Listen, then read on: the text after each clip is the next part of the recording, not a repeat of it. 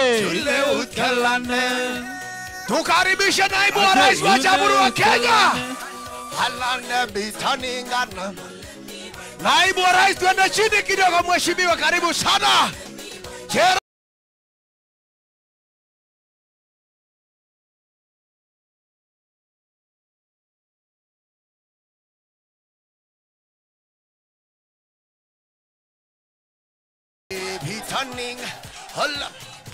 Shangilia, profesa mwenyewe amewasili. Asante sana. Asante DJ, nitaomba Your Excellency uweze. Asante sana. Asante DJ, ili tukaweze kupata wimbo wa taifa na wimbo wa Jumuiya ya Afrika Mashariki.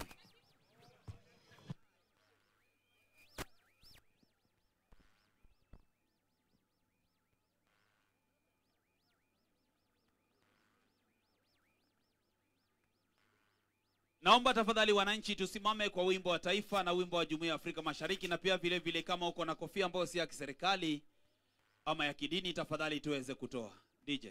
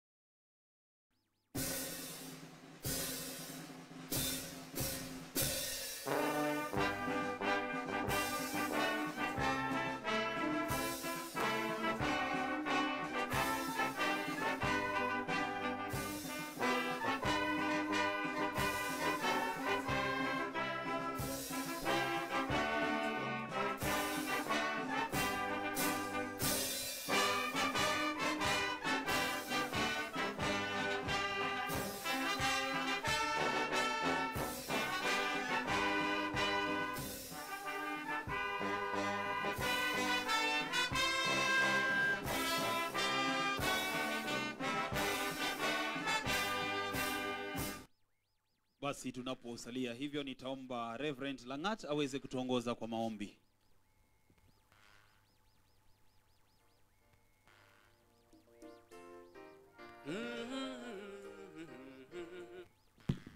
Tuamini na tuombe pamoja. Mungu Baba, Mungu Mwana, Mungu Roho Mtakatifu, tuacha mbele zako asubuhi ya leo Mfalme, tukikushukuru ni kwa sababu ya kipawa cha uhai, kipawa cha uponyaji, kipawa cha uwezo wa kufanya kila ambao umekabidhi mikononi mwetu. Baba wetu na Baba wa baraka, tuacha mbele zako tukiwaleta viongozi wetu, kiongozwa na naibu wa rais wetu wa Jamhuri ya Kenya, wabunge, masenators, wananchi ambaye Mungu wa Israeli wamekuja pamoja. Siku ya leo ni kwa minajili ya mipango na shughuli ya siku ya leo.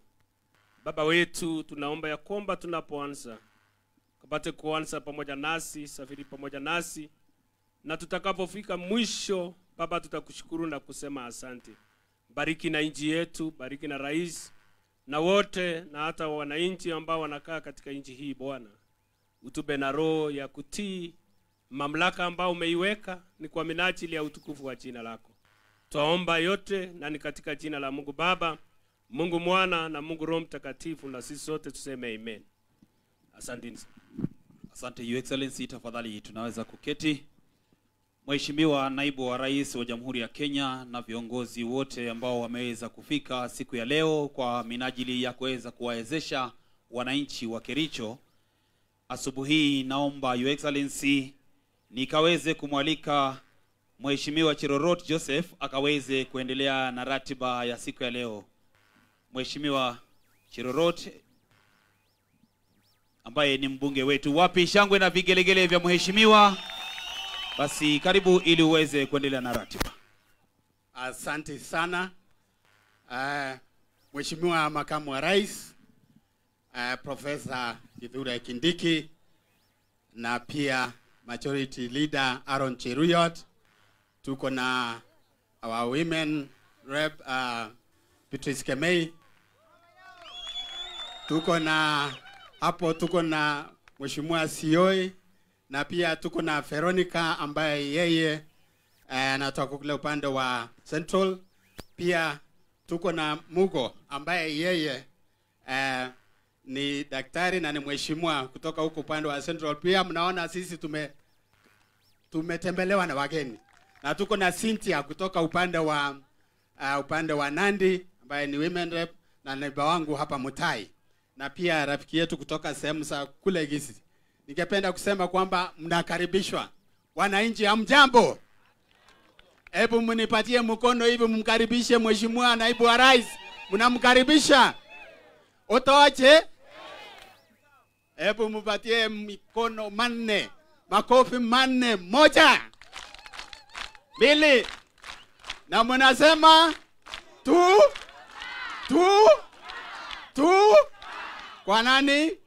Kwa Mheshimiwa Rais Daktari William Samoei na Kindiki Profesa naibu wake Aaron Cheruyot na mama yetu na Cherorot. Basi makamu wa naibu wa rais, hii ni heshima kubwa umetutunukia hapa. Vile umekuja, hiyo ni kuonyesha upendo ambao uko nao hapa kwetu watu wa Londiani na Kipkelianis kwa jumla, na pia Kericho County. Makamu wa rais, ningependa kusema kwamba tuko na vikundi 560 ambao wameregister. Hii vikundi na makamu wa rais ni vikundi tofauti. Wako wamama huko ndani, wako vijana, wana bodaboda, na pia hata wazee. Naibu wa rais, ningependa kusema bwana naibu wa rais, vile umetutembelea hapa Londiani, nasema kwamba tunashukuru serikali. Tangu niingie Mheshimiwa Rais, makamu wa rais, ningependa kusema Jumatatu hawa serikali, na tulikuwa juzi na Aaron na hata our women rep, tumekuwa kule na hata Cynthia alikuwa, na Jumatatu kuna barabara ya Londiani makutano ya Excellency ambaye inaenda all the way. Hiyo barabara Mheshimiwa naibu wa rais itawekwa lami. Na pia tuko na ingine hapa. Tuko na ile ya Furaha Hill Tea. Furaha Hill Tea, naibu wa rais, ningependa kusema kwamba pia iko kwa tenda. Na Mheshimiwa makamu wa rais, kuna jambo hapa, mambo ya hospitali hapa ya Londiani sub county. Tuna pesa ambaye Mheshimiwa rais ameenda akapewa grant, na hiyo hospitali inaenda kuwa upgraded to level 4, Mheshimiwa naibu wa rais. Na hapa ngambo hii tuko na plot ya referral, Mheshimiwa naibu wa rais. Saa ile utasimama utaona uwanja ya referral hospital. Ningependa kusema kwamba vile umekuja hapa, wewe mwenyewe pia tunakutuma umweleze Mheshimiwa rais kwamba atuhakikishie kwamba hii inakuwa itajengwa hii referral hospital. So vile tumekuja hapa, tumekuja kwa ajili ya mambo ya empowerment. Na ningependa kusema kwamba vile tumekuja na shukuru. Naona hapa Faruk ambaye yeye mwenyewe amezunguka taifa hili akitusaidia. Waja niseme kwamba hapa Mheshimiwa naibu wa rais, hakuna lugha ingine au wanajua, lakini lugha ni 2 term, 10 bila. Hiyo ndio siasa yetu. Na hakikishia Mheshimiwa rais kwamba watu wa Kipkelianis kwa jumla wanaunga mkono 100%. Na hakuna kurudi nyuma. Mheshimiwa naibu wa rais, hivi majuzi nimeshangaa Mheshimiwa rais ambaye ni mstaafu anaanza kurudi kule nyuma. Anaanza kurudia mambo ya siasa. Ningependa kusema kwamba ile benefits ambaye anapata, ile pension anapata, ni ile inatoka kwa hii serikali yetu, Mheshimiwa naibu wa rais. So ningependa kusema kwamba hatutaki siasa za besenani katika taifa letu. Tupatie Mheshimiwa rais nafasi yake, apate kumaliza hii miaka 5, na arudi tena amalize another 5 years, ikuwe 10, amalize miradi zile ameanza. The projects we are talking about, Your Excellency, the Deputy President, the projects that he is talking about that they are not successful, ni zile hao wenyewe walitorokea, wakutaka kuingilia hiyo miradi, maana walijua ni ngumu. Lakini Mheshimiwa Rais Daktari William Samoei Ruto amekuja na akafanya kazi na akaingia mahali wale wengine wangethubutu kuingia, na tunaona kazi yake. Mheshimiwa Naibu wa Rais, sitachukua nafasi kubwa kwa sababu najua wewe bado unaenda all the way mpaka kule Marakwet, na tunaona vile hali ya anga iko. Nitakualika wewe mwenyewe ukuje upate kunena na watu wako hapa, na pia upatie salamu zake Mheshimiwa Rais. Karibu sana Your Excellency.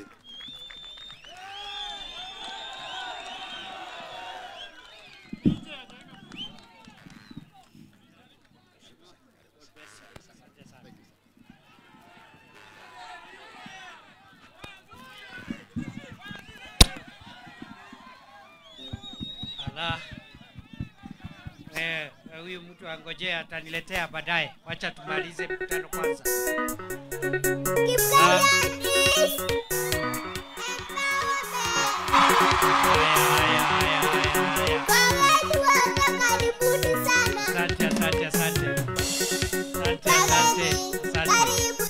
Asante Londiani hoye. Londiani hoye. Kipkelion is hoye. Chamge. Chamge. Ya mune. Allah, muko salama? Mbona iko baridi baridi hapa? Muko kwa tuta mama muko? Nyinyi watu ya tuta? Basi kisema harambee mnasema tuta harambee. Harambee. Nyinyi ni watu ya tuta? Wacha nione wale wanasema tuta jameni. Nyinyi mnaelewa hii maneno? Mnajua hiyo maneno? Kumbe nyinyi muko rada. Muko rada. Mumeelewa tumeamua ni tutam. Tuendelee na tutam. Ama nyinyi muko mlengo ingine? Muko pale. Kumbe nyinyi ni fire. Nyinyi ni fire. Nyinyi ni fire. Londiani nyinyi ni fire. Kipkelion nyinyi ni fire. Nikisema harambee mnasema tutam harambee. Basi mimi nashukuru viongozi na wananchi. Munajua ya kwamba hii Kericho County, mimi sio mgeni hapa. Kwanza mimi kuna watu ambao walitoka sehemu hii zamani wakakuja kule Meru. Mimi nikiwa hapa niko kwa familia yangu kwa sababu kuna in-laws wangu, wakwe wangu ambao wanatoka hapa Kericho. Kwa hivyo mkiona nikiongea polepole, mjue leo niko Kericho, nchi ya wakwe wangu, na mtu akiwa kwa wakwe zake aongei mambo mingi. Ni kweli si kweli? Hapa nikiangalia hata nimeona bakule wangu wengine hapa area hii. Ama namna gani? So mimi nashukuru sana vile vile. Unajua mimi nimekuwa hapa mambo ya siasa. Na niko na marafiki wengi ambao tumefanya siasa nao kutoka hapa Kericho. Unajua ya kwamba 2015 wakati Mheshimiwa Charles Keter alichaguliwa kama waziri wa stima, tukatafuta senator wengine achukue useneta ambaye Charles Keter alikuwa ameshikilia. Ndio huyu Kiptoyot akasema anataka kuwa senator, na alikuwa kijana mdogo siku hiyo. Siku hiyo mimi nilikuwa Senate Majority Leader. So mimi nikatumwa hapa na Rais Uhuru Kenyatta, na Deputy President wa siku hiyo alikuwa anaitwa William Ruto. Wakanituma hapa for 8 days. Mimi nimelala hapa Kericho tukitafutia huyu Kiptoyot kura, tukimsaidia. Na nyinyi mkatuhakikishia kwamba mtamchagua. Na nataka niwaambie watu ya Kericho, ule uamuzi mlifanya kutuletea Aaron Cheruiyot 2015 akiwa senator wenu, huyo uamuzi ulikuwa uamuzi wa busara na hamkukosea, kwa sababu umetupatia kiongozi wa kitaifa ambaye tunamtegemea. Na mimi nasikia Aaron sasa amefanya 3 term. Mtampatia term nyingine? Ako kwa 4 term. Sisi tukitafuta 2 term, huyu ako na 4 term. Wacha nione 4 term ya Aaron Cheruiyot jameni. Huyu Aaron Cheruiyot sasa, ile kazi nilikuwa naye zamani ya Senate Majority Leader, yeye ndiye anakalia. Na bado kwa sababu anarudi 4 term, ataendelea namna hiyo. Na vile naona namna hii uko mbele iko sawa na Kiptoyot. Ni kweli si kweli? Huyu Kiptoyot aendelea siendelee? Huyu Kiptoyot ni fire si fire, ni noma si noma. Mnapenda huyo kiongozi wetu? Wacha nione salamu ya Aaron Cheruiyot jameni. Vile tuko na mama county wetu hapa. Huyu mama Beatrice Kemei, mama muungwana, mama mfanyikazi, mama mpole, na yeye ni fire si fire. Huyu mama Beatrice ni fire si fire, ni noma si noma. Aendelea siendelee? Wacha nione salamu ya Beatrice Kemei jameni. Vile pale katika bunge mukachagua kiongozi wetu wa hapa Kipkelion East, anaitwa Mheshimiwa Cherorot. Na huyu Cherorot amekuwa rafiki wangu na rafiki wa watu wengi. Ndio umeona hata waheshimiwa wametoka sehemu nyingine za Kenya kusimama na Mheshimiwa Cherorot. Tumefanya kazi na yeye. Hata siku ingine rais alikuwa amenituma mahali, tukaenda safari, nikaita Cherorot tukaenda na yeye. Na tukawa na wakati mzuri tukiwa nje ya nchi kuzungumza. Nikamuelewa ni kiongozi mzuri, ni kiongozi yako na maono. Na tangu siku hiyo huyu Cherorot amenisumbua na simu mingi sana. Huyu Cherorot amenipigia simu kila siku. Huyu Cherorot amesumbua rais na simu kila siku. Amesumbua mawaziri na ma-PS akitafuta barabara, akitafuta stima, akitafuta maji, akitafuta pesa ya shule, akitafuta sijui nini. Na nilikuwa nimeanza kusema huyu Cherorot, kwa maana ananisumbua sana na masimu, nilikuwa nataka niwaulize, kwa sababu ananisumbua sana na simu na anasumbua rais, aendelee kunisumbua ama arudi hapa nyumbani? Aendelee kunisumbua? Kumbe nyinyi ndio mmemtuma ndio anisumbue na simu. Nyinyi mmemtuma anisumbue, asumbue rais, asumbue mawaziri na PS, awatafutie barabara na maji na stima. Nyinyi ndio mmemtuma. So mimi nalaumu Cherorot bure, makosa sio yake. Nyinyi ndio mmesema afanye hiyo, ndio awatafutie maendeleo. Kwa hivyo yeye ni fire, yeye ni noma, yeye ni 2 term. Aendelea siendelee? Aendelea siendelee? Ni 2 term si 2 term, ni fire si fire, ni noma si noma. Wacha nione salamu ya huyu Cherorot mbunge wetu. So mmeamua tuendelee namna hiyo? Tuendelee namna hiyo? Kumbe leo nilikuwa nimekuja kustaki Cherorot, nimekutana na fire, nimekutana na noma. Wananchi wamesema aendelee, asumbue mimi, asumbue rais, asumbue mawaziri, paka Kericho na Kipkelion East ingare kwa mambo ya maendeleo. Bas mimi kwa ufupi niseme hivi ya kwamba mnajua rais amekazana mambo ya kujaribu kuimarisha uchumi wetu wa taifa.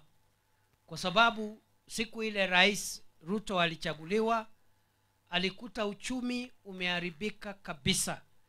Ni kwa sababu ya athari za ugonjwa wa corona ambao ulikuwa umefanya uchumi wetu ufungwe kwa karibu miaka miwili.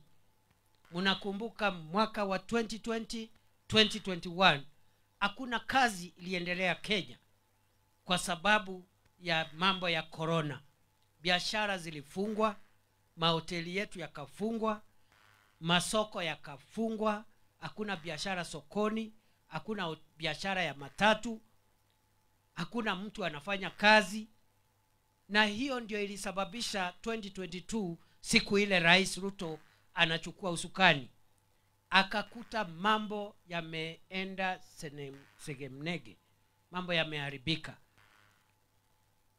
Ndio hiyo shilingi ya Kenya imepoteza thamani. Ndio hiyo mambo ya mfumuko wa bei, inflation, inasonga mbele kila siku. Ndio hiyo bei ya vyakula kama unga ilikuwa juu zaidi, 250 kilo mbili. Ndio hiyo hata mahindi haipatikani ya kutosha kwa sababu fertilizer mfuko moja ni shilingi 7,000.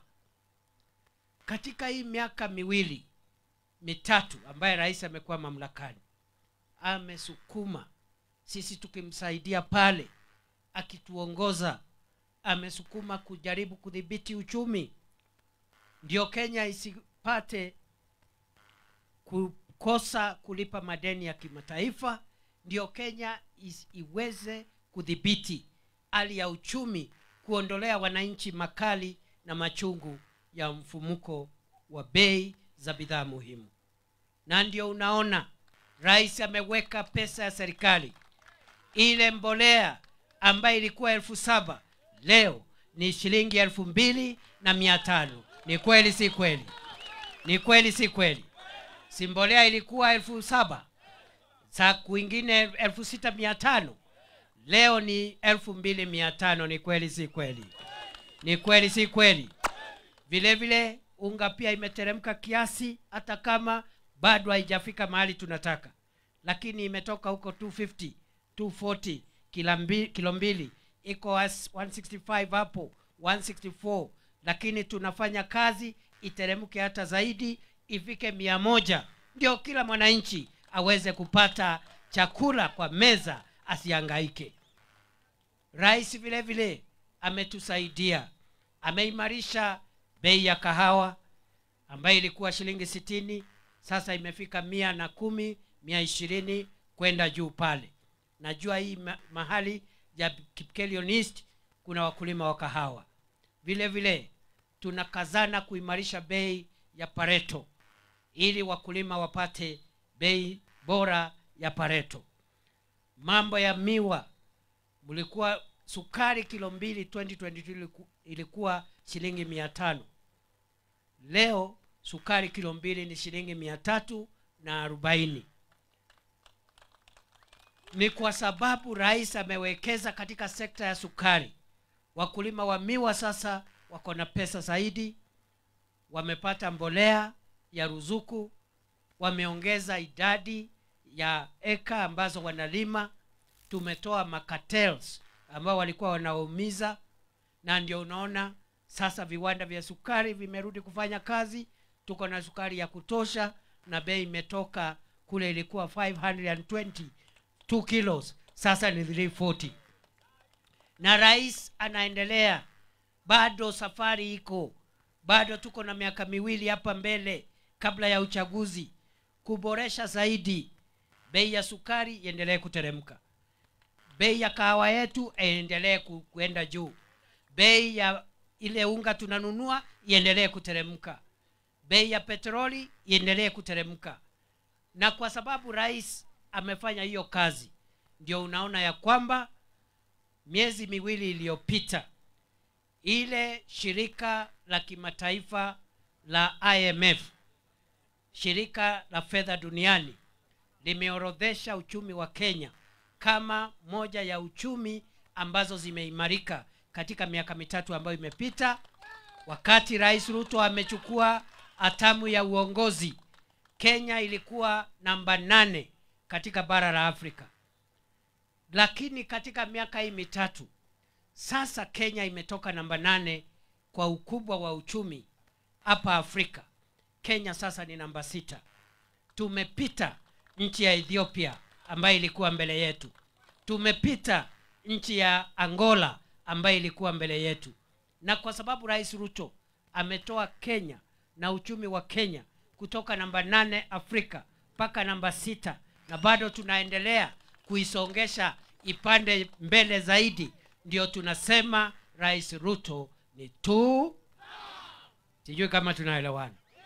Kwa sababu Rais Ruto ameshukisha bei ya mbolea ikatoka 7,000 sasa ni 2,500. Tunasema yeye ni tu. Aendelea siendelee? Ni fire si fire? Rais Ruto ni fire si fire? Aendelea siendelee? Vijana hoye! Rais Ruto ni mbwekse si mbwekse? Ni mbwekse si mbwekse? Ama namna gani jameni? Hiyo kazi bado tunaendelea nayo. Tunajua ya kwamba iko na shida kidogo ya mambo ya majani chai. Kwa sababu ni kweli tulipata mapato, nyongeza ya mapato ya jumla. Kwa sababu 2022 ile mapato ya kigeni tulipata ya chai ya Kenya ilikuwa 138 billion. Lakini last year imetoka hiyo 138 billion ikafika 215 billion. Lakini mwaka huu kumekuwa na matatizo kidogo ya ile bonus ambayo inalipwa. Na kuna mambo lazima tuyafanye ili tuhakikishe kwamba wakulima wote katika taifa la Kenya wa majani chai wamepata bonus ambaye imeongezeka na ambayo ni sawasawa, bila kujali kama ni mkulima wa Central Kenya, mkulima wa South Rift, mkulima wa Western Kenya, kuwe na bonus ambaye inatosheleza wakulima wetu.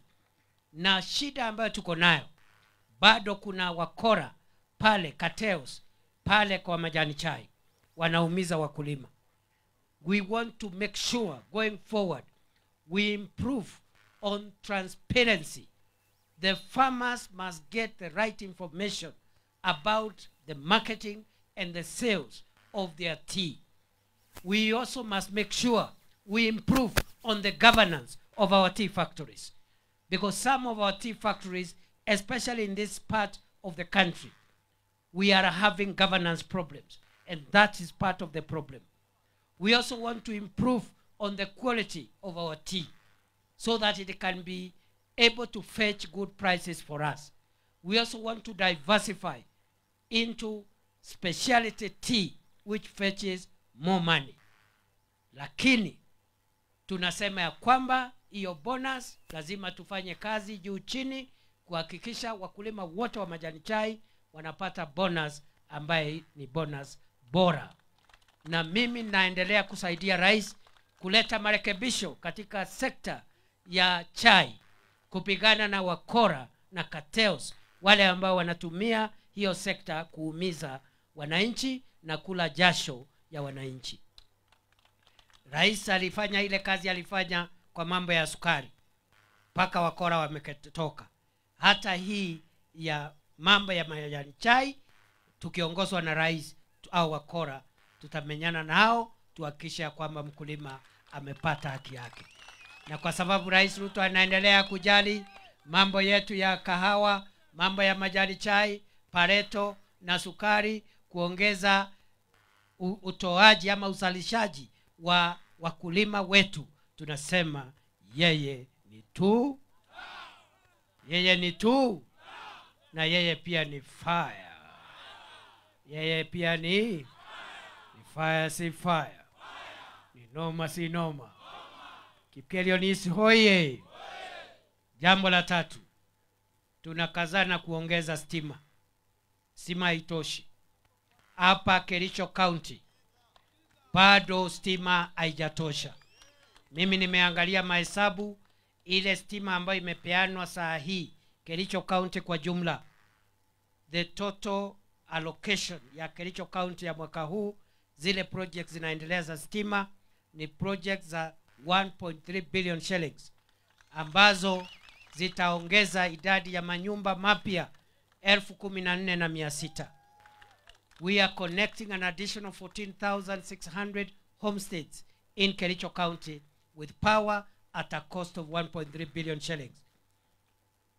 For out of that money, pesa yetu ya Kipkelion East ni 143 million shillings na itaongeza idadi ya manyumba mapya 1,500. Lakini nikiangalia hiyo pesa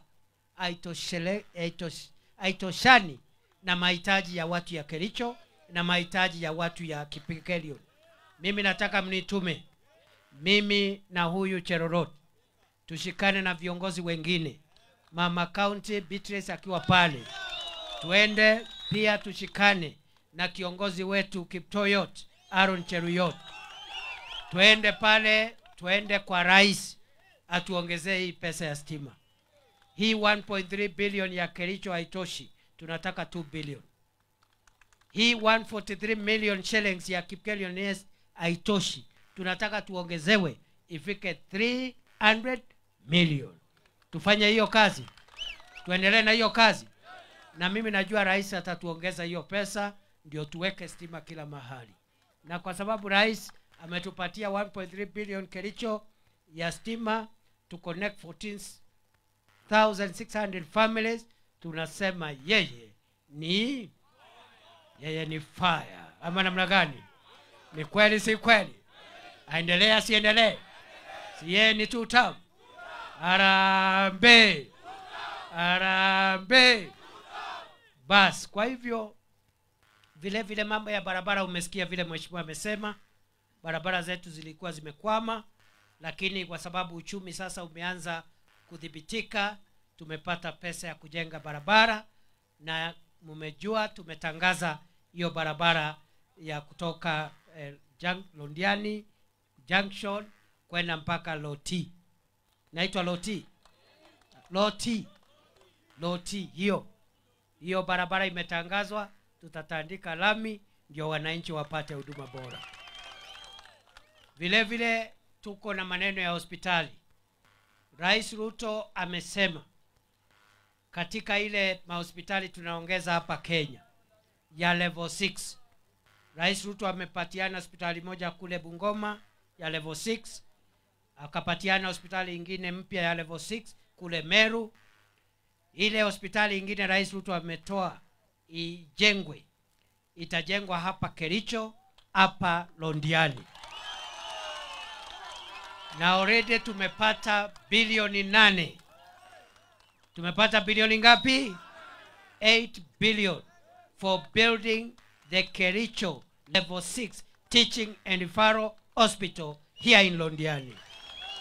So tuende tuharakishe, tuanze ujenzi wa hiyo hospitali, ndio wananchi wasitaabike kwenda Kenyatta Hospital, kwenda Eldoret kule mbali wapate matibabu. Ile matibabu iko Eldoret, ile iko Nairobi, tuilete hapa Londiani Kericho. Na kwa sababu Rais Ruto anatujengea level 6 hospital ya Kericho hapa Londiani, tunasema yeye ni tu.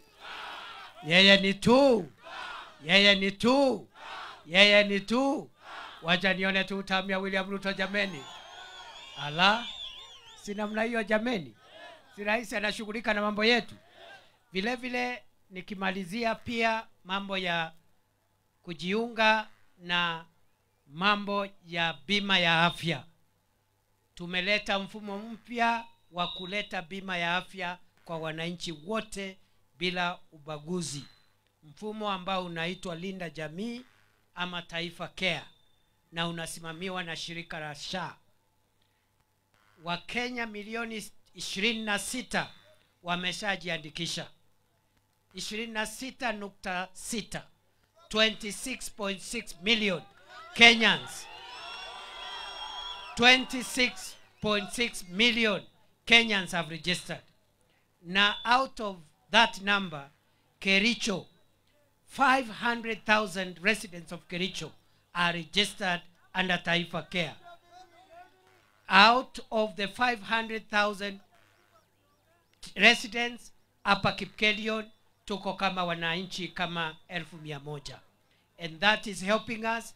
Kericho now in the country is number 3 kwa number 9 katika kujiandikisha kwa SHA na 61%. Actually number 3, I'm sorry. Kericho is number 3. It is only after Mombasa and Bomet. Iko hapo. So we have 500,000 residents of Kericho, 61%, 56% out of the total population of 900,000. Kwa hivyo muendelee kujiandikisha. Program ya affordable housing inaendelea. Hapa Londiani project ya affordable housing tunatangaza hapa ya kujenga manyumba 1,000 ambayo itagharimu serikali ya Kenya 2.2 billion shillings, na watoto na vijana wa hapa wataandikwa kufanya hiyo kazi. Vile vile iko affordable housing kule Kericho town, iko ingine kule Fort Tenham, iko ingine katika sehemu zingine za Kericho County. Masoko ya kisasa tunajenga mengi kutoka huko Kapkatet kwenda huko sehemu ya Sosiot na sehemu zingine za hapa Kericho, na hapa pia katika Kipkelion East tuko na soko yetu kubwa ile inaitwa Chesinendet ambayo imeanza kujengwa, iko 50%, karibu iendelee kukamilika. Ikijaa nitauliza rais anitume hapa nifungue hiyo soko kwa niaba yake, ama namna gani? Na hiyo masoko ingine ambayo tunajenga, ukihesabu ile pesa imewekwa Kericho County ya masoko, ya mambo ya manyumba ya bei nafuu na hostels za wanafunzi, it is 16.7 billion shillings here in Kericho County.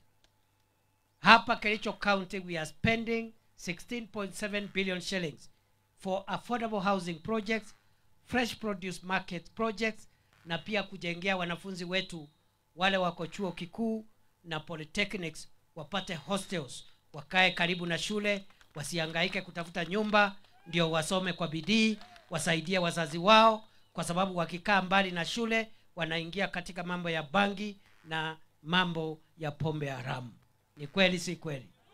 Kwa hivyo Kabianga University tutaweka hostels, tutaweka technical training institutions zetu zote katika Kericho County, tuwajengee wanafunzi manyumba, affordable housing, hostels, markets. 16.7 billion shillings will be spent in Kericho. Na kwa sababu Rais Ruto amewekeza hiyo pesa yote bilioni 16.7 hapa Kericho kwa program ya masoko na mambo ya nyumba ya bei nafuu na hostels, tunasema yeye ni fire. Ni fire si fire. Ni fire si fire. Aendelea si endelee. Aendelea si endelee. Naomba tusimame. Bas, najua viongozi wengine watakuja hapa wasalamie, lakini kabla ya hao viongozi wasalamie, mimi kwanza nataka niwaletee salamu ya rais. Ndio nimewaambia msimame ndio mpokee salamu ya rais. Ama namna gani? Si ni vizuri tusimame tupokee salamu ya rais? Rais amenituma hapa mimi na Aaron na hawa viongozi wengine tuwasalamie, tuwaambie anawapenda, tuwaambie anasukuma mambo yenu ya barabara, ya stima, ya maji na ile mambo mengine ambayo mnahitaji, na hospitali yetu atawajengea. Kwa hivyo hiyo salamu mmepokea jameni? Mmepokea salamu? Wacha nione wale wamepokea salamu ya Rais William Ruto jameni. Alafu ameniuliza kama mungetaka akuja watembelea hapa. Akuje hapa? Akuje hapa? Wangapi wanasema rais atembee hapa jameni? Alafu si mnajua mimi ni deputy president. Akikuja hapa baadaye mnanituma niwawekee appointment pia muende Ikulu. Niwawekee appointment pia muende Ikulu. Wangapi wanasema waende wasalami? Ala, kumbe mko serious namna hii. So niende nikazane namna hii. Nishikanishe waya namna hii. Appointment ipatikane. Wangapi wanasema rais aambiwe wana very good, asante. Akuje na pia sisi tumtembelee. Si mnajua yeye ni rais wa kusema na kutenda? Hiyo salamu yake nimesema ya kusema na mdomo. Lakini kuna salamu nyingine amenituma nayo ya matendo. Niseme nisiseme? Niseme nisiseme? Nitangaze nisitangaze? Wangapi wanasema nitangaze maneno ya rais jameni? Mimi nauliza, si leo tunachangia vikundi ambao viko hapa mahasla wapate stock kidogo? Akina mama na vijana wapate stock kidogo. Kama kuna mama alikuwa anatumia stock ya 3,000, leo itakuwa 6,000 times 2. Kama kuna mama alikuwa anazunguka na stock ya 10,000, atatoka hapa baada ya leo akiwa na 20,000. Kama kuna kijana ya bodaboda alikuwa na matatizo, atapata msaada, anunue side mirror, asisumbuliwe na polisi kwa njia. Bodaboda power. Bodaboda power. Ama namna gani jameni? Tuendelee na hii program. Kwa hivyo tumeambia rais tumekuja hapa na ametutuma na tuko na mchango yake. Niseme nisiseme? Nitangaze nisitangaze? Watu ya Londiani, watu ya Kipkelionisti hoye. Niseme nisiseme? Mbona mnaniangalia hivi kama mnajua ni ngapi? Kwani mlisikia ni 10,000? Ni 20,000? Ni 1,100? Ni 200? 250? 300? Mumekataa aongeze ifike 300, 400, 500, 600, mdosi aongezee ifike 700. Mumekataa. Mbona mnawekea mdosi pressure hivi? Kwa sababu mnampenda? Kwa sababu ni rais wetu? Kwa hivyo aongeze. Ni rais wa bottom up. Aongeze. Asimame na watu wake. Ifike 800, 850, 900. Lazima ipite 990. Kwani ni lazima ifike 1,000,000? Ifike milioni. Ifike milioni na iende mbele. Ifike milioni na ipite. Wangapi wanasema ongeze? Muko serious? So mtachukua 1.1 ya rais, mumekataa. Na 1.2, 1.3 mumekataa aongeze. Wangapi wanasema ongeze? Ninyi mtaniweka kwa shida jameni. Na 1.5, 1.6, why?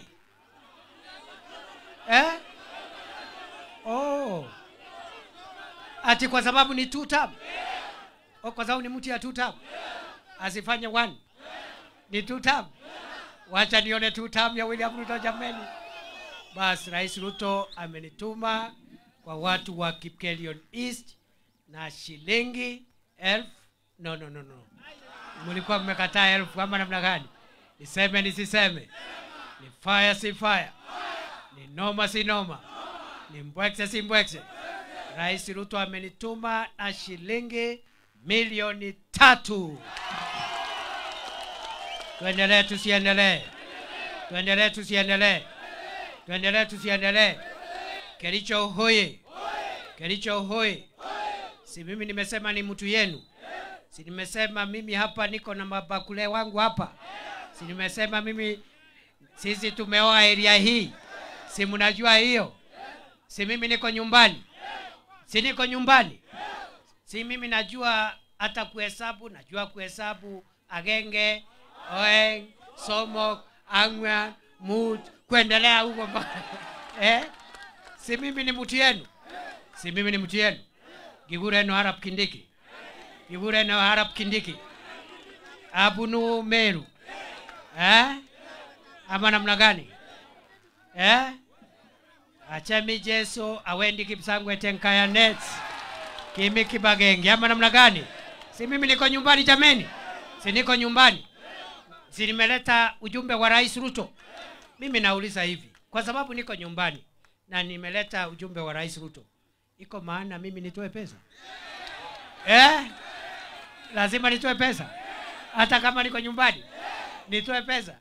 Lazima nisirikishe rais ndio nikae kama namna hii? Wangapi wanasema nifanye hivyo jameni? Mimi nimekubali ile mambo mmesema, lakini mjue mimi sio president, mimi ni deputy president. Kwa hivyo hata 10,000 itatosha. Haitoshi? 20,000, 1,100, 1,200, 1,500, 600, 700, 800, niongeze? Hebu nione wale wanasema niongeze jameni. Kwani lazima ikue 990? Lazima ifike milioni? Wacha nione wale wanasema niongeze. Ifike ngapi? 1.1, 1.2, 1.3. Mmekataa. Kwa nini mmekataa? Ati 2 term. Kipkelion East mnasema 2 term. Mimi nawauliza, mimi nilikuwa nafikiria hii 2 term, mimi nilikuwa nafikiri ni ya William Ruto peke yake. Hata mimi niko hapo kwa 2 term. Niko hapo William Ruto akiwa hapo, niko hapo. Wacha nione wale wanasema 2 term. So sina bahati, lazima nicheze kama mtu ya 2 term. Basi wacha nitangaze nimekubali. Mimi nimesindikisha rais na shilingi milioni 2. Ni fire si fire, ni noma si noma. Kericho hoye, Londiani East hoye, Londiani hoye, Kipkelion East hoye. Sasa wacha niulize rafiki yangu, my brother, our leader, Aaron Cheruiyot, leader of the Senate majority, akuje atusalimie. Ni fire si fire, ni noma si noma, ni 4 term si 4 term. Wacha nione 4 term ya Aaron Cheruiyot jameni. Asante DP. Londiani hoye. Kipkelion East hoye. Umekaribisha Deputy President. Ati DJ aweke mziki. Wewe DJ umeambiwa weka mziki ya msichana huyu.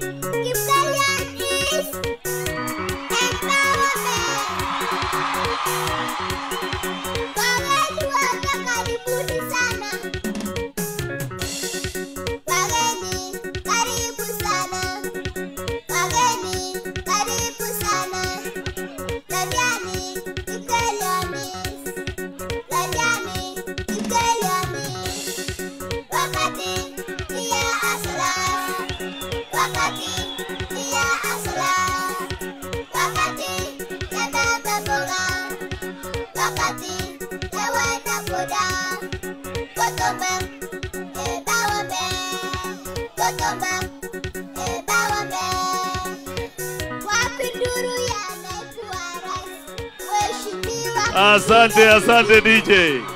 Thank you very much. Asante sana. Mumekaribisha naibu wa rais. Munapenda yeye. Munapenda wageni. Kila siku wakuje. Bas, Your Excellency, tuko na viongozi wengi sana wamekuja hapa. Ya kwanza, nimependa kushukuru sana kwa vile naibu wa rais ametutembelea hapa kwetu Kericho siku ya leo. Anatupatia support na anahakikisha kwamba empowerment inafanyika Kipkelion East pia. So naibu wa rais, mimi nashukuru kwa hiyo.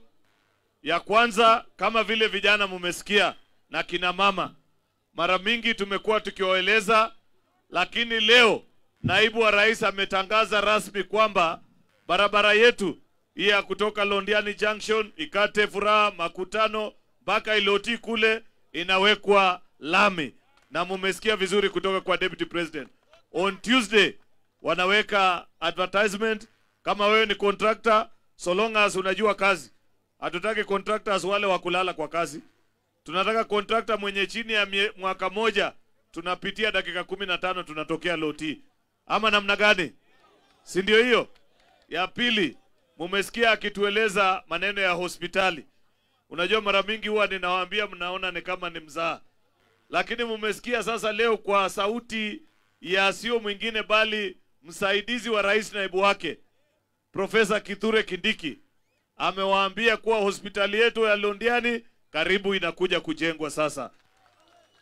Nilikuwa na wazee juzi, nikawaeleza, nikawaambia muache wasiwasi. Hospitali hakuna mahali inaenda. Referral inatengenezwa hapa Londiani. Na mumesikia kwa deputy president. Sio ni mzuri? Bas, so kwa sababu tuko na viongozi wengi sana hapa. Leo sitaki kuwa wa story mingi. Ananenye. Baragimiga. Anakimieno. Magauli. So karibu sana Your Excellency. Nataka kuharakisha kabisa kwa sababu viongozi ni wengi na wamekuja vizuri sana. Mimi nataka nianze na mama county wa county yetu ya Kericho, Beatrice Kebei. Ako wapi? Wapi makofi ya mama yao? Patia yeye microphone. Salimia watu. Yes. Asante sana, Bwana asifiwe. Tusalamiane, Bwana asifiwe. Tumefurahi siku ya leo. Deputy President, karibu sana. Wachumbe karibu sana. Wakeni wote kina Faruk karibuni. Nataka tu niseme maneno machache. Ya kwanza tunafurahia kusema ya kwamba Kericho County siku ya leo Deputy President amekuja kwetu. Kipkelion East is the east way ya kukucha Kericho. So ameanzia Kipkelion East, najua ataenda all the constituencies in Kericho. Ya pili nashukuru hii program ya empowerment to complement ile program yetu tunafanya ya Ngaf. So nasema asanti. Nataka nishukuru Deputy President kwa kuwa perfect principal assistant wa Rais Dr. William Samoei Ruto. This is the implementation of the plan. Ile walisema tukiwa kwa campaign. Na nikimalizia nataka niseme hivi. Tumefurahia maneno ya referral. Na hiyo tunasema asanti. Tumefurahia maneno ya mahindi. Hiyo fertilizers imetusaidia. Tunakuanga na usawa kwa wote program. 3,000 families have benefited from that program. Na tuko na mahindi sahi. Thank you Deputy President for being the perfect person kutusaidia maneno ya reforms and especially in the side of agriculture. Kwa hivyo tunasema hii kazi iendelee. Wenye wanasema ati rais na deputy wake wasiendelee, hawana plan, ni kuongea tu. Lakini rais wetu na naibu wake wako na plan. Kwa hivyo sisi kama viongozi tunafurahia. Kama mama wa county nasema hii kazi endelee. Wacha tuone term ya rais na naibu wake. Na hawa wengine wote, mimi pamoja na Aaron Cherorot ni long term. Mungu awabariki sana. Na support hii program na 200,000 shillings. Wapi makofi? Wapi kikapu? Wapi kikapu? Wapi kikapu? Wewe Cherorot, goro kikapu? Kina mama na vijana 200,000 hapo. Wapi makofi ya mama county? Bas. Iko rafiki yetu anatoka kule Uasin Gishu. Na yeye ni mtu anajua kupanga kazi kabisa vizuri. Nataka tuchukue fursa hii. Karibishe sio mwingine bali rafiki yetu anaitwa Faruk. Ati anaitwa Faruk nani? Wapi makofi na nduru yake? Asante, karibu Faruk. What ya Kipkelion East, God is good all the time. And all the time. O boy. Omi kabisa. Akwekchu. Sasa muko tayari tufanye kazi ya empowerment ama hapana? Wale wa kabila ambayo wanazunguka Kenya mnawaambia shetani afanye namna gani? Washindwe wasishindwe. Leo ni leo, asemaye kesho. Nyinyi mnapenda Aaron Cheruyot? Hebu nione kwa mkono kama mnaamini Aaron Cheruyot. Nyinyi mnapenda mbunge wenu? Anaitwa nani? Women rep anaitwa nani? Governor wenu mnamjua anaitwa nani? Mnapenda wao? Hebu nione mkono ya tutam hapa, tutam. Mimi nikisema harambee na nyinyi mnasema tutam. Harambee. William Ruto aendelee asiendelee? Aaron Cheruiyot ataendelea asiendelee?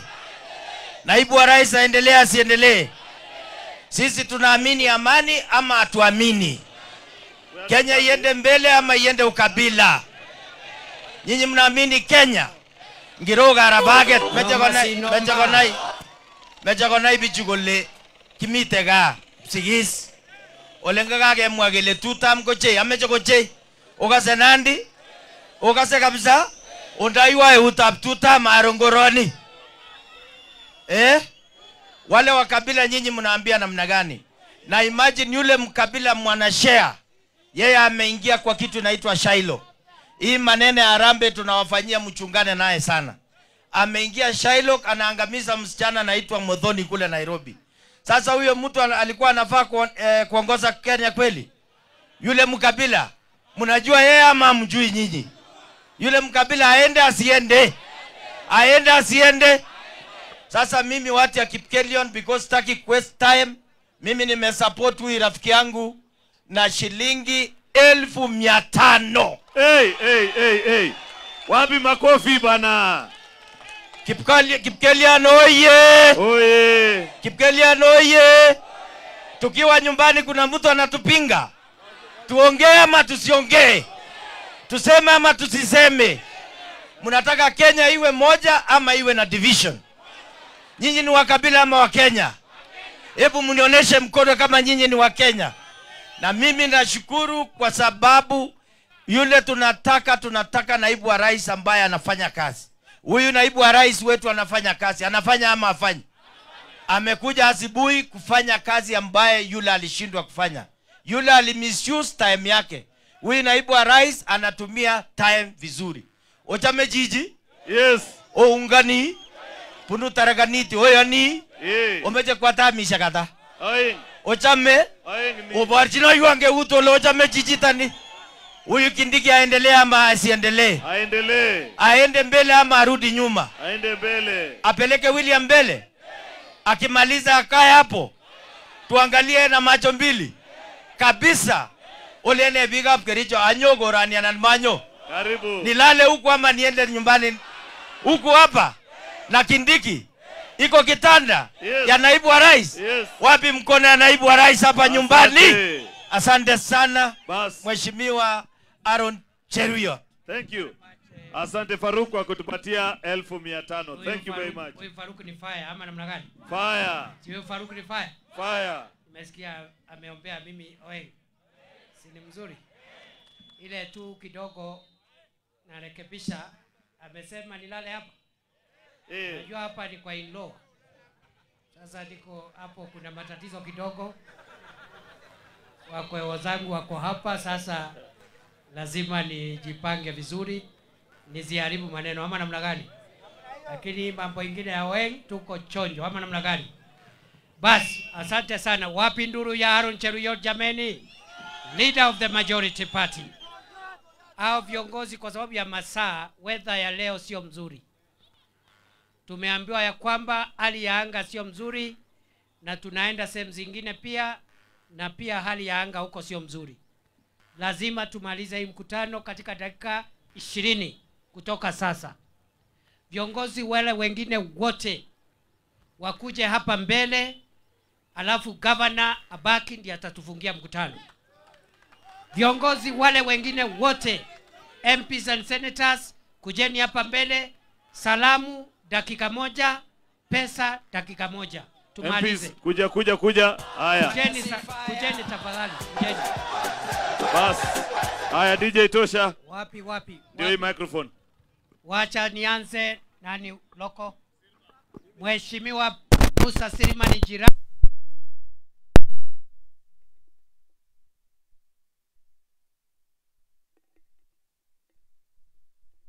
Mimi nikiwa jirani wenu nimekuja kuungana na nyinyi kushika mkono kazi ambayo Mheshimiwa Cherorot anafanya.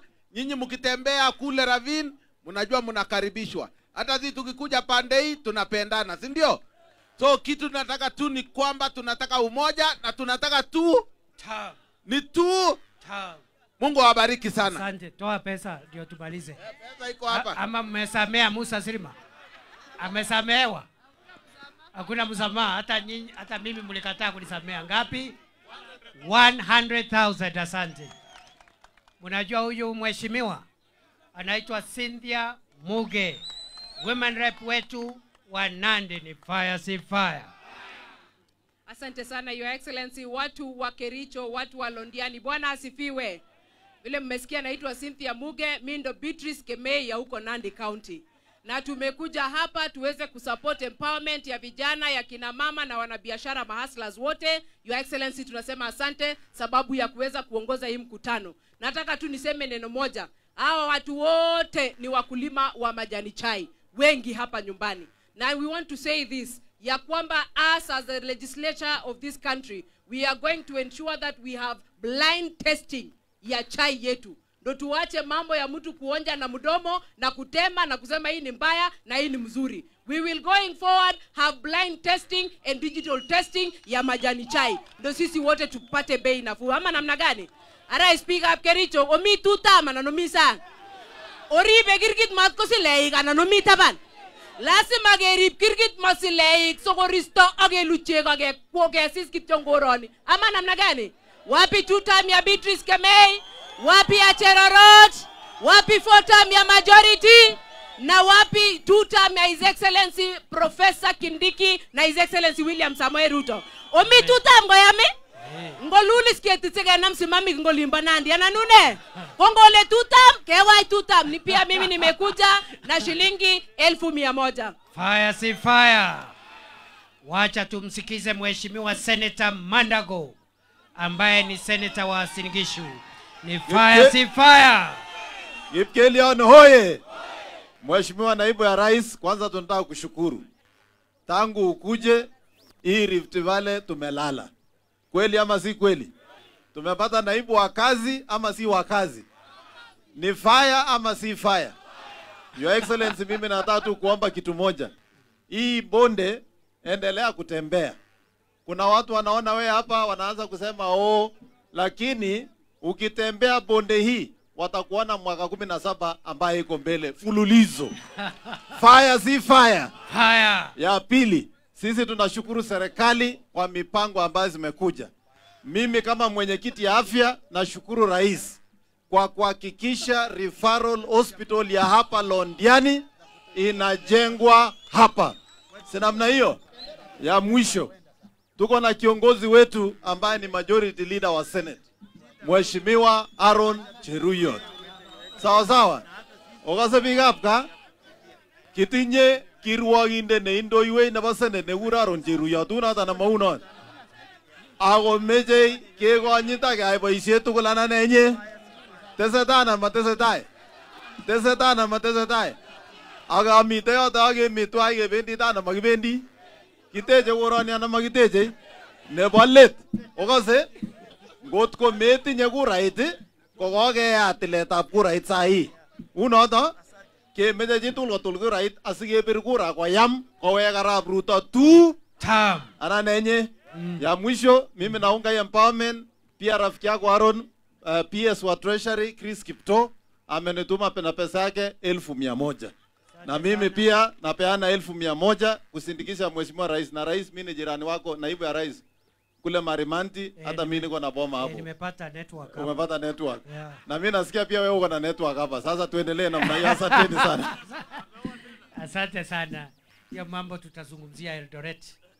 Bas, tuko na mheshimiwa Lilian Sioi, woman rep wa Trans Nzoia kule Kitale. Ni fire si fire? Watu wa Kipkelion East, Bwana Yesu asifiwe. Vijana hoe. Wamama hai. Mimi mumeambiwa ni mama county wa Trans Nzoia, na leo nimekuja hapa kwa sababu ya mama county wenu na mjumbe wenu Cherorot. Na mimi nimefurahi kwa sababu nimesikia mumesema hao ni tamu ngapi ngapi? Tamu ngapi ngapi? Mukasema ya Aaron Cherorot ni ngapi?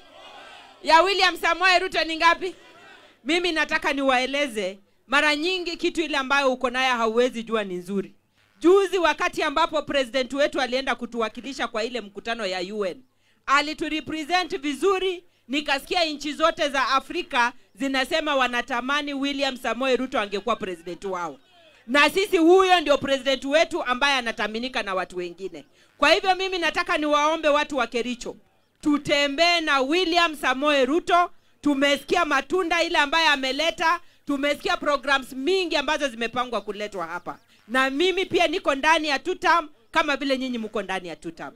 Na huyu Kindiki profesa mnamuonaje? Mtampa 2 term? Alafu baada ya 2 term tutamkumbuka na yeye. Si ameshikilia hiyo kiti vizuri? Mambo ya rais anapeleka mbele vizuri. Kwa hivyo pia mimi sina maneno mingi, nimetembea na 1,100 kusindikiza kina mama na vijana wa hapa. Ngojeni. Pia nimetumwa na leader of majority wa National Assembly. Anaitwa Kimani. Sieni fire. 1,500. Bas, wacha sasa tumsikize Mheshimiwa Mutai, bunge wa Kurisei North. Ni fire si fire. Ni noma si noma. Asante sana Your Excellency the Deputy President.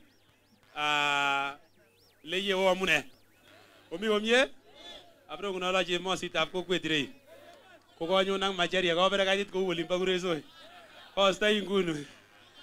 Otherwise Your Excellency busana hapa Kipkelion East. Mimi ndio mbunge jirani wa Cherorot na sisi wote viongozi chini ya rais wetu tunafanya kazi kwa pamoja. Unaona? Nataka nione mkono ya 2 term. Ongele 2 term. Mambo ni 2 term. Sasa ile rais Deputy President vile amesema kuhusu development ya maendeleo hapa. Hata mimi pia kama jirani nimeweza kunufaika. Sasa kwa hakika nataka niseme kazi yetu ya rais wetu imeonekana wazi, imeonekana mchana peupe. Tukisikia saa hii development ama mambo ya hospitali ikifanyiwa upgrade, ikichengwa zingine mapya, hiyo ndio maendeleo ama si maendeleo? Wangapi wanasema ni maendeleo? La pili, kazi ambayo rais wetu ameweza kupanga itaweza kukamilika baada ya miaka 10. Saa hii ni kutengeneza hii na ile. Lakini baada ya miaka 10 is when we can be able to evaluate performance yetu ya president na deputy president wake. Jambo la maana zaidi kwa sasa ni rais wetu ameweza kupata mtu wake msaidizi mwenye anaelewa kazi yake. Nataka niweze kuona 2 term shahidi deputy president aweze kuona 2 term ya rais wetu. Wale 2 term no president no. Manenyo la kwede. Alamo le nyo. Atajege ngole le nyone. Gema ke kasage che akona gole ratato libaga. Singo na muno to limbata ba ni goli ko ka uli koron ko gi mitigitik. Age komie. Agile na betab kishet ko boruge foundation ala nabe. Na kana metab na betab kishet kwano. Mareyu ala nenye. Kwa hivyo kwa hiyo mengi na machache amacho alagongoi missing Mheshimiwa Cherorot tunafanya kazi kwa pamoja. Sisi ndio monos pale lakini tumeelewa kazi. Si ndio? Tumeelewa kazi vizuri. Mama wetu Mama County, asante kwa kazi yako yenye unaelewa. Kiongozi wetu Aaron Cheruiyot, ongeripto yot ko maskasite. Oriwe git kwa na mongo zile. Kimakini ke ngaleke changen limba Nairobi chumindane. Amacho oribe ground, singo na mo limba emetoli. Kuma miten kimete kwa ntevyo suko titili engwe. Oribe leye. Atakele ribe la kwenu baga.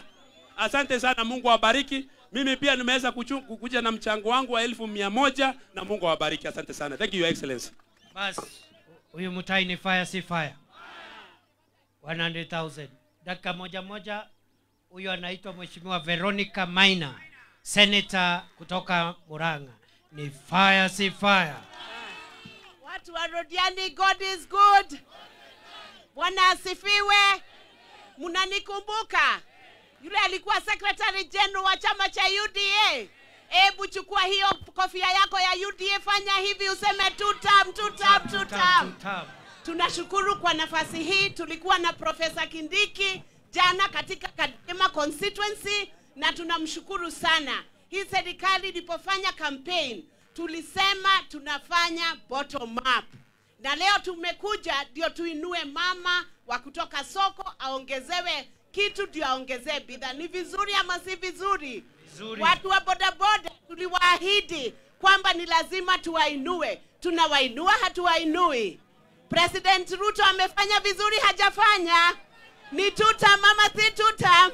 Hata mimi niko kwa hiyo mpango wa tutam, na kiongozi wenu mmetupatia kule bunge la Senate, Aaron Cheriot, ni wa maana sana. Mchagua senator mzuri sana, na mkachagua women rep mzuri sana, na Cherorot pia ni wa tutam mama, si tutam? Na Professor Kidiki ni fire ama si fire? Ni fire ama si fire? Asante sana, Mungu awabariki. Atoe pesa ama tumsamehe? Nitoe ama nisitoe? Turudi ama tusirudi? Turudi. Asante. 100,000. Patiana hapo 100,000. Wacha nimuite Mheshimiwa Johana Ngeno. Ni fire si fire? Johana Ngeno ni fire si fire? Wacha nione salamu ya Johana Ngeno, Johana Ngeno, Johana Ngeno. Watu ya Londiani amjambo. Mune big up Kelion. Mune big up Kericho. Muko chonjo. Mumepokea wageni. Mheshimiwa Naibu wa Rais, karibu sana. Hapa watu ni gangari sana. Simuko gangari? Simuko noma? Simuko chonjo? Serikali yetu ni 2 term. Hakuna kupumzika. Serikali yetu ni 2 term. 27 ni kuingia State House. 32 tunaingia State House na Kindiki. Ama namna gani? Ama mko na mpango ingine? Kwani watu wanajipanga, sisi tunalala? Tuendelee tusiendelee?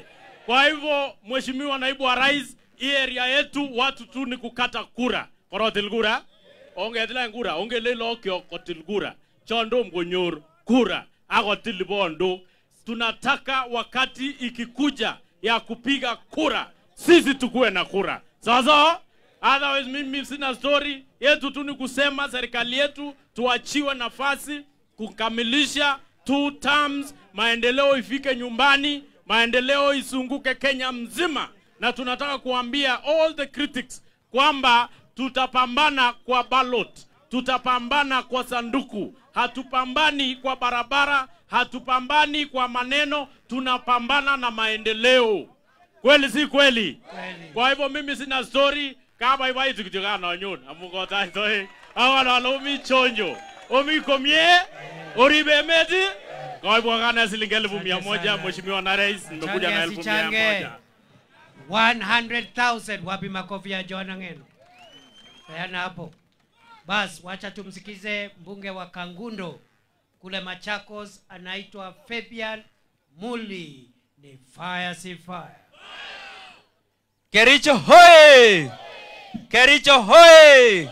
Kepkorion hoye! Vile mmesikia, mimi naitwa Fabian Chule Muli, mjumbe kutoka Kangundo pande ya Ukambani. Kule Ukambani tunasema William Samoei Ruto 2 term. Nataka nione hapa vile mnasema. Nataka munipange vile mnasema. Nataka kuona William Samoei Ruto kama huku ni 2 term, nikaambie Wakamba vile nilipata Kericho. William Ruto! Aikai tuzindi. Haya, William Ruto! Professor Kidiki, hiyo ni 4 term. Hapana, hii ni 4 term. Professor Kidiki? 2 term. Amesema 2 term, nikamwambia hapo. Haya, tupatie mjumbe wetu Cherotishi 2 term. Arun aendelee, si ndio? Sisi tunasema tushikilie William Samoei Ruto na Professor Kidiki, juu wao wanasema tukue na wananchi huku chini. Wanasema tusikae Nairobi, tutembee Kenya nzima, tufanye empowerment ya bodaboda, ya women na kila mtu wa biashara. Mtashikilia serikali? Thank you very much. Salamu mingi kutoka Ukambani, nitaenda kusema Kericho iko 2 term. Thank you very much. Mungu awabariki. Kwa mheshimiwa, fanya ile kitu.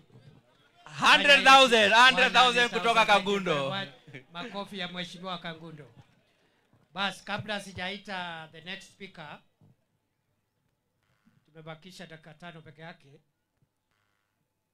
Iko rafiki yangu wawili nilisifu hapa sana, na wakaongea mambo mazuri, lakini bado kutoa pesa.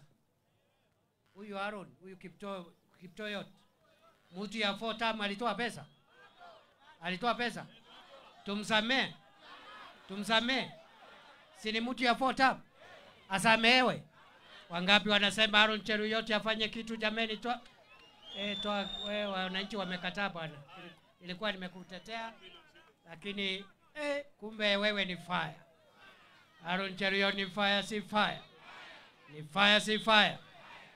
Yeye ametoa 100,000, 200,000, 500,000, 800,000, 1 million shillings. Wacha sasa nimuite Dr. Mugo, mbunge wa Mathioya kule Murang'a. Ni fire si fire. Dakika moja mheshimiwa. Wakaaji wa Kipkelion East gaine mwega na hede ciothe muriega rege. Sasa sisi pale kwa mlima pale Murang'a na mlima yote sisi tunasema ni kazi bila 10 bila, na tunasema ni tu. Sasa mheshimiwa Ng'eno amesema ili tuhakikishe hii 2 term tumeshinda na kura mingi kabisa. Last time tulishinda na 200,000 votes. Lazima muitikie kuchukua kura. Mtachukua kura? Ni wangapi hawana kura hapa? Wale hawana kura muhakikishe tumewatoa kwa manyumba wachukue kura. Wale hawana ID tuhakikishe tumewatoa kwa manyumba wachukue ID, si ndio? Mimi naona hii serikali ya 2 term inaongozwa na Daktari William Samoei Ruto, si ndio? Naibu wake ni Profesa Kithure Kindiki. Si daktari na profesa wanatosha? Daktari na profesa wanatosha? Kabisa. Wangapi wanasema 2 term?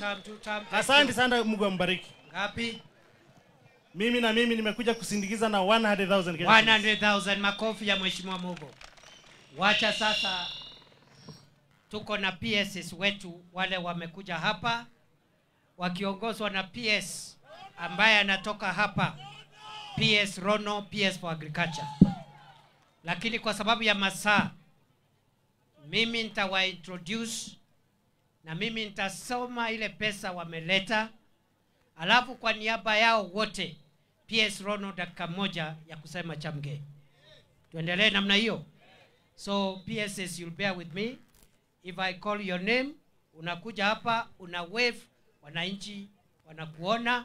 Hao ndio ma PSs ambao wamepewa kazi na William Ruto ya kumsaidia kuendesha serikali. Ni fire si fire. Wa kwanza anaitwa Solicitor General ambaye sijui kama ako hapa. Ayuko ametumana, Solicitor General wa Kenya. Ule anafanya PS wa Attorney General.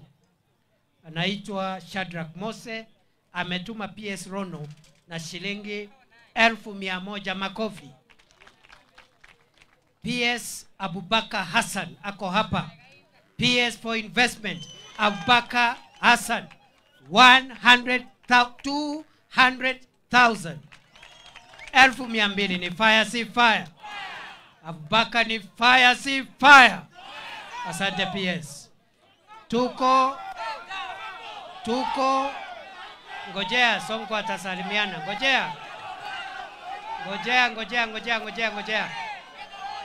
Ngojea Sonko atasalimiana, ngojeni. Tuendelee tusiendelee? We Sonko umechelewa. Ukichelewa ambia watu wakimie ndio tumalize. We are finishing. Sonko atawasalamia, najua yeye ni mtu mkubwa area hii. Na akitaka kuendelea tukimaliza aendelee na mkutano. Si yeye ni fire. Si Sonko ni fire. Ni fire si fire. Si wako na Hillary. Mnajua huyo Hillary? Mtu ya Kipkelion West.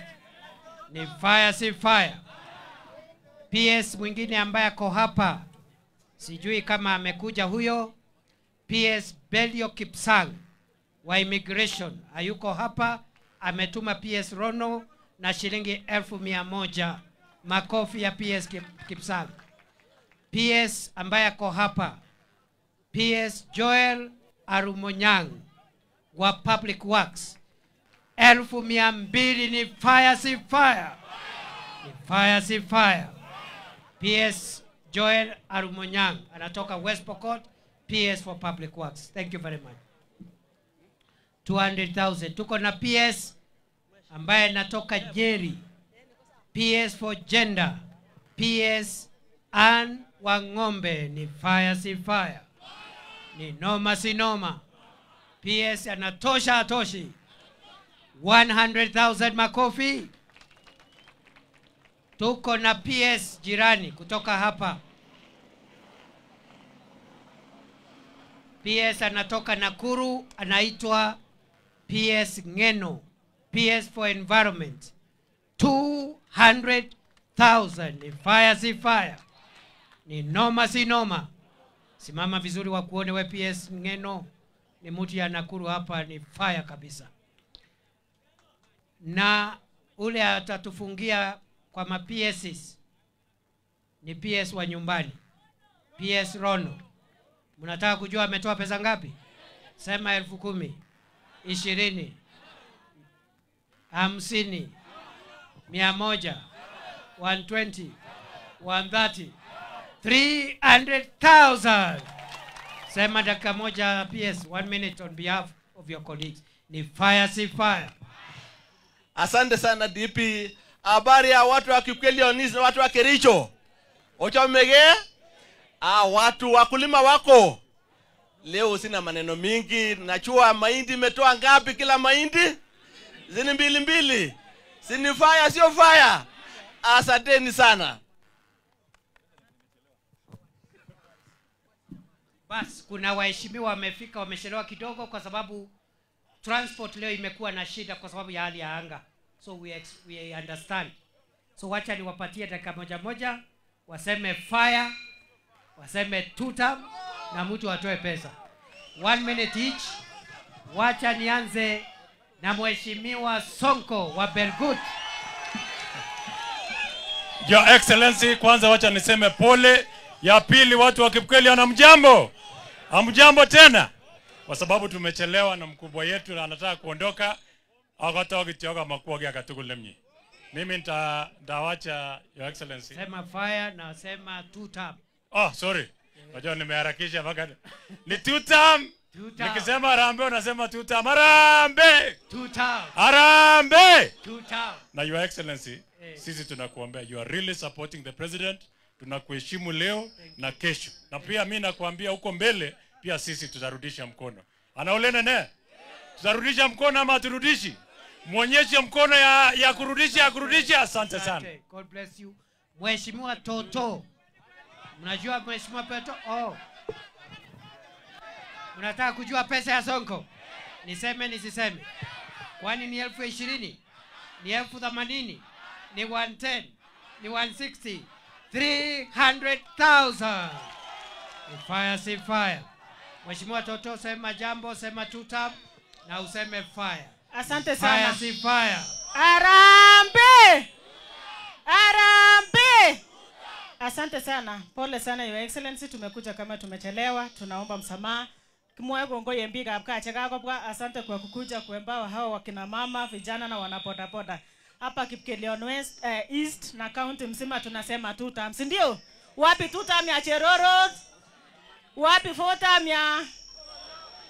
tutam ya rais na mama wetu, si ndio? Na wapenda sana na Mungu awabariki. Kongo imisinga akechelewa magimwa chacha. Mheshimiwa Toto, fanya ni fire si fire. Fire. Noma si noma. Noma. Simba si simba. Simba, sema tutam. Tutam. Asante sana. Ngapi?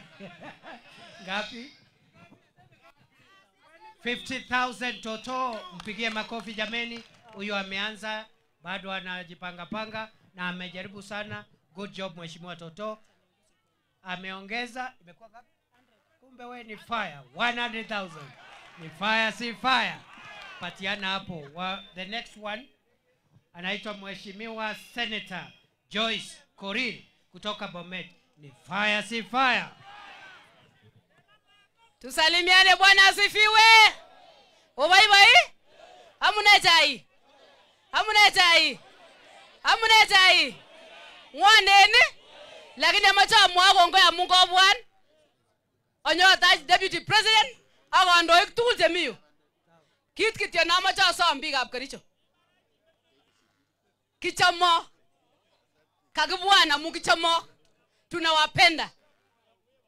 Na tunataka muendelee kwa sababu hii ni serikali yetu na tunajua kazi inaendelea. Na wacha niseme shukrani kwa His Excellency the Deputy President, kwa sababu ni Deputy President ambaye ameshikana na the President na anafanya kazi akifuata mkondo wa His Excellency the President. Kama kuna Deputy President amefanya kazi Kenya hii kama His Excellency the President, ni Mheshimiwa Kindiki. Amefanya hajafanya? Amefanya hajafanya? Amezunguka hajazunguka? Ameshikilia boss hajashikilia? Huyu ni mtu wa kuaminika. Na wacha tumshikilie. Hata ile tatizo kidogo kidogo ambaye tuko nayo ya majani chai watatatua. PS Agriculture ako hapa, His Excellency Deputy President ako hapa, President pia ako na sisi, viongozi wenyu shubafu wako hapa. Na kazi itafanyika. So nataka tukae na roho moja tukijua itafanyika. Si ni kweli? Mambo ni fire si fire. Mambo ni noma si noma. Deputy President ako sawa si sawa. Ni simba si simba. Anaweza hawezi? Anaweza. Hiyo anaweza. Na tunakupenda Your Excellency. Na tuchukulii kwa mzaha. Endelea kutushikilia, endelea kuzunguka Kenya hii, endelea kufanyia kazi vijana, endelea kufanyia kazi kina mama, endelea kushikilia kina baba, endelea kushikilia His Excellency the President, endelea kushikilia maono ya chama. Na Mungu atakubariki. Hata sitaki kuongea mengi, nitaaja 100,000 yangu nikisema 2 term. 2 term. Asanteni na Mungu awabariki. Hilary Kipkelion West, jirani yetu, ni fire si fire. Harambee! Harambee! Kindiki ni noma si noma? Noma. Ni fire si fire? Fire. Ako tayari hapo mbele ama yuko tayari? Ako tayari. Your Excellency, sisi tuko na wewe usiku na mchana. Tunakuchunga kama dawa. Tunameza Kindiki asubuhi, saa 6 na jioni. Anaune. Magimwaje ko unazo kwa bwatugugi? Kataga toyegi? Ani boya teroro ni noma si noma? Ni fire si fire? Bas, asante kwa kuchelewa Your Excellency. Wacha tuseme itoshe namna hiyo, tunajua safari uko naye. Yeah. Yangu ni 1200. 200,000. Weka kwa kikapu hapo. Huyu Hilary ametoa 1,100. 1,100. Yeye ni fire si fire. Wacha sasa nimuite bunge wa Sigwet Soin, Mheshimiwa Justice Chemei. Ni fire si fire? Amjambo, Your Excellency, karibu Kericho. Vile wenzangu wamekueleza, sisi tutasimama na wewe kidete hadi safari yako iweze kufikia vile safari ya Mheshimiwa William Ruto ilifikia. Na sisi kama wakaaji wa Sigawet Soin na Kericho kwa jumla, tunasema kwake Rais William Ruto ni terms ngapi? Ni ngapi? Asante Your Excellency, nitakuja kwako ndio nikualike officially ufike katika constituency yangu, na mimi natoa shilingi 1,100 kwa hii kazi. Asante, asante, asante, asante. Thank you very much my brother. Yeah, thank you. Mheshimiwa Justice MP for Sigwet Soin. Ngoja kidogo. Wacha sasa, kabla sijamuita mbunge wa Ugenya, nitangaze huyu Cherorot ako na marafiki wengine wengi hawako hapa. So amesanya pesa ingine. Wacha ile imetangazwa hapa. Si umesikia ile imetangazwa hapa? Ya rais, ya deputy rais, yao ile imetolewa hapa, ya Aaron Cheruiyot na hao wengine. Sasa amekusanya watu wengine hawako hapa ambao wamempatia pesa. Niseme nisiseme? Niseme nisiseme? Waziri Davis Chirchir, waziri wa barabara na uchukuzi, 1,500.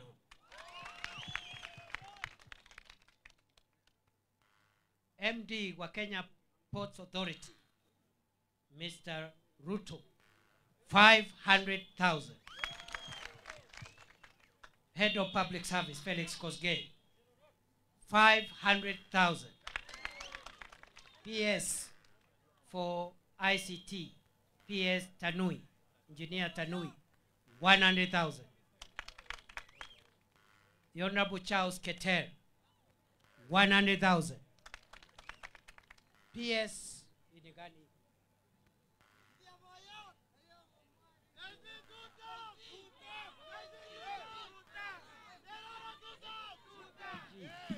Director General Kera 100,000. Wapi makofi? Honorable, hii handwriting yako bwana.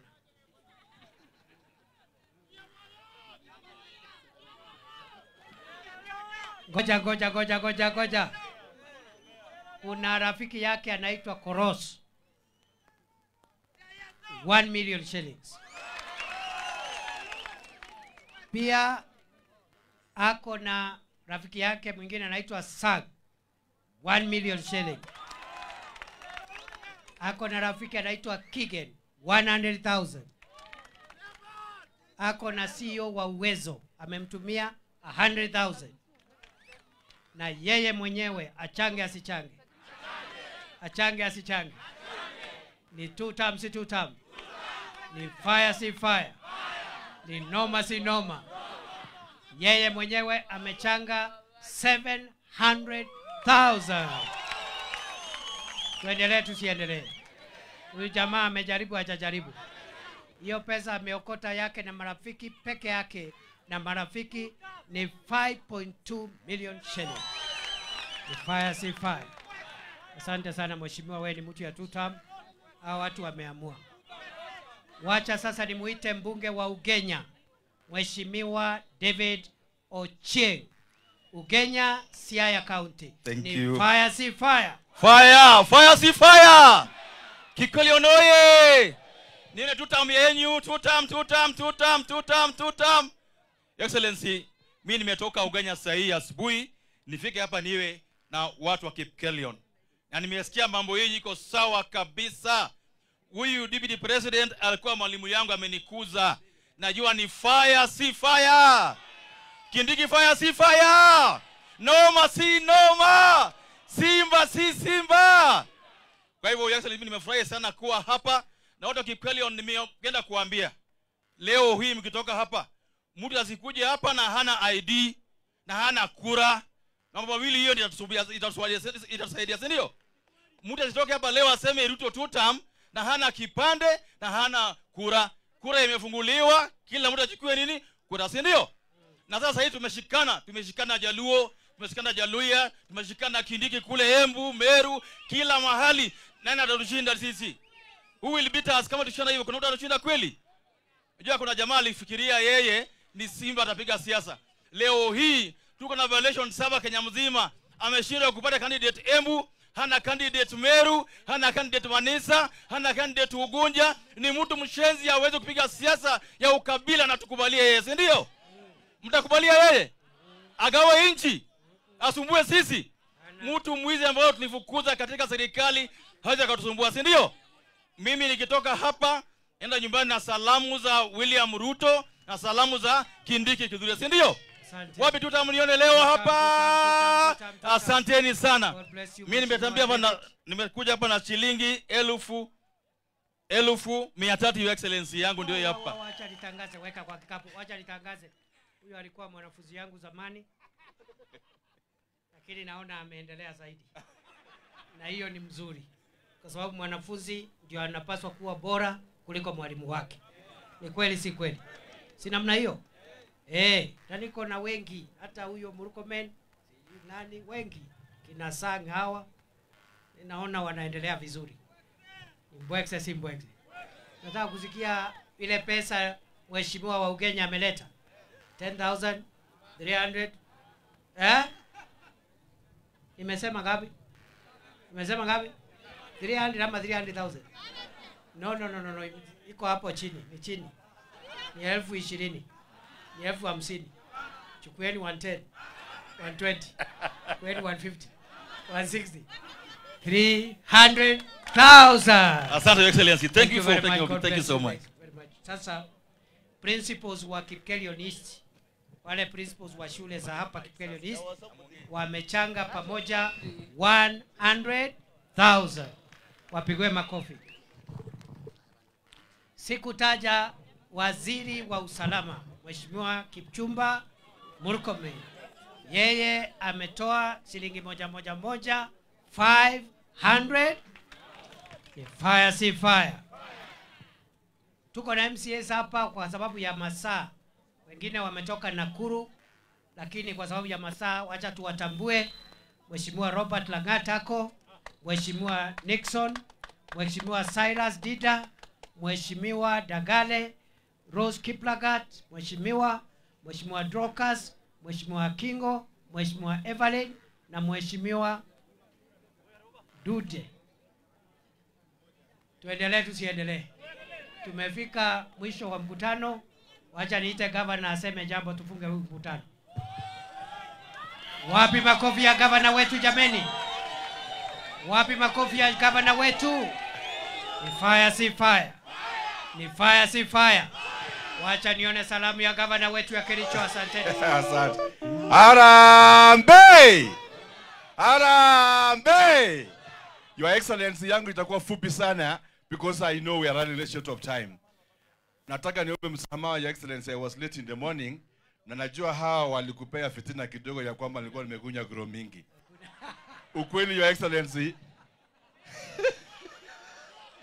Ukweli, Your Excellency, is that under the partnership that you are leading together with the President and your office, Your Excellency, today as a county, we were able to receive an X-ray machine which is doing 164 slides under the partnership we have with the national government. And that is why we have deployed, Your Excellency.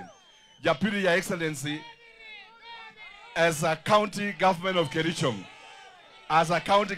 Your Excellency, we want to thank you on behalf of these people together with the President, that today as we are speaking, Your Excellency, and you have indicated very well, and I want to confirm that all the projects in Kericho County, from Kapkatet Stadium to the markets, all the way to Lelu, all the way to Chesinende here, all of them are almost 90% complete, Your Excellency. Thirdly, Your Excellency, as the governor of this county, I am proud of what you are doing together with the President. Today, Kama County, mimi nimepeana shamba hapa Kipkelion ili tuchenge School of Agriculture. Na Uche Road alikuja akaniambia nikapea shamba na tayari endelea, Excellency. Yesterday, Your Excellency, I want to confirm to the people of Kipkelion that jana kutoka ofisi yenu muliniandikia barua to confirm kama sisi tuko na shamba ya Londiani Referral Hospital. Na mimi jana kama baba ya hii county nikaandika barua kule juu ya kwamba tuko na shamba 100 acres ya kuchengea Referral Hospital. Muko poa hapo hivi? Si rais anafanya kazi? Si rais anafanya kazi? Si rais anafanya kazi? La mwisho, taomba Choice kidogo tu. Just 1 minute. Choice, I want to say this to the Deputy President. As the governors of this country, and I want to say this very boldly here, you have dignified the office of the Deputy President.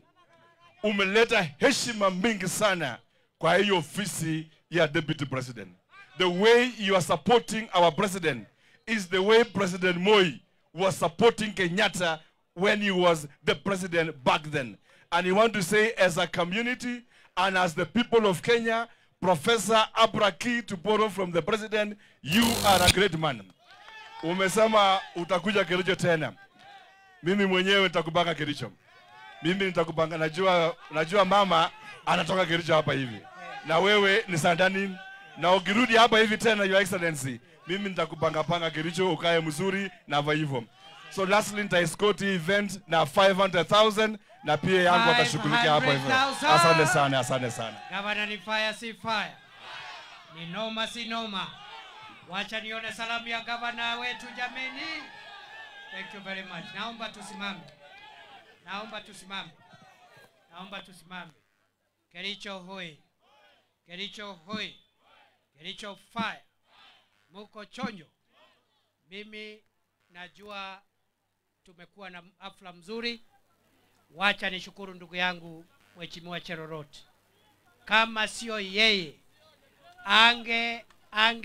kuna MCS, pesa MCA ilikuwa ngapi hapo? Wapi niambiwe tu idadi litangaza. Iko pesa ngapi ya MCS? Patiana kwa kikapu hapo ngapi? 70,000 ya MCS wetu, asante. Nani? Lili Ngok, Chair ICT ngapi? 70,000. Hata yeye abarikiwe. Tuendelee tusiendelee? MCS wa Nakuru. Asante. Tuendelee tusiendelee? Tuendelee tusiendelee jameni? Mungetaka nirudi tena? Nirudi tena? Mungetaka hata rais akuje hapa?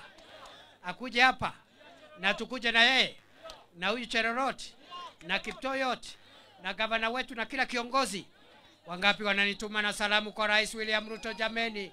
God bless you. Let's have the national anthem. After the national anthem, Cherorot atawaambia vile tutapangana. Asanteni sana, Mungu awabariki.